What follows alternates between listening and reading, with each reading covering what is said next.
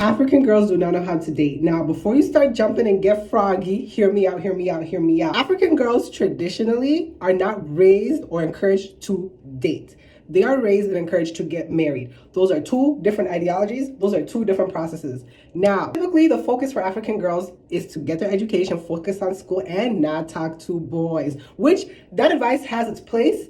However, there reaches a point where that skill of needing to know how to date and how to navigate the dating market and the dating pool effectively, that reality is really not spoken about, or how I say, girls are not encouraged to explore that area. You finish school, you find a prospect somehow, and then you enter marriage.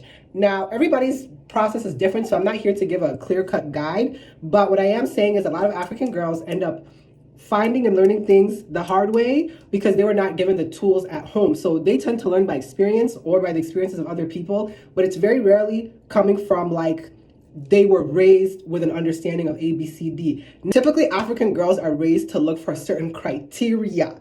So demographic wise, they're given a list of things that are acceptable. So they have a checklist. However, they are not really taught how to discern character, which can be very deceiving. And I think that sometimes a lot of African girls have dated men with good credentials and qualifications, but they had another side to them that they didn't see coming, because the assumption was, oh, if a guy is Christian, if a guy is an engineer or a doctor and comes from a good home, this is a good person to be with. But it's more than that. There is the compatibility aspect, there is this character aspect. Some people are very qualified and credentialed on paper, but when it comes to them being your person, that is the wrong place to be. That pick is a bad pick. You're seeing an African girl end up with a guy who is qualified, has the money, has the background, has the pedigree, whatever, and he's a high-level narcissist. He's a high-level narcissist. He is, he's an emotional manipulator. He's a high-level narcissist. He's not a good person. Now, I'm not saying this is everyone, but I'm saying, like, if I look at the typology of the type of man that African girls are getting scammed by, it is like well-to-do, qualified men that are emotional manipulators, emotionally unavailable, and are narcissistic. Finding African girls are not ending up with hooligans or losers, but they are ending up with men who on paper look good, but in real life, they are a menace. And I think that's the thing that trips up a lot of African girls, because, like, if all of this is correct, why isn't the character aspect of him correct? And it's like, because those are two different things. But I feel like a lot of African girls are not raised to understand that, yes, you can have these characteristics on paper, but in terms of the character of the person, the heart posture of the person, compatibility of a person, that's a whole nother process.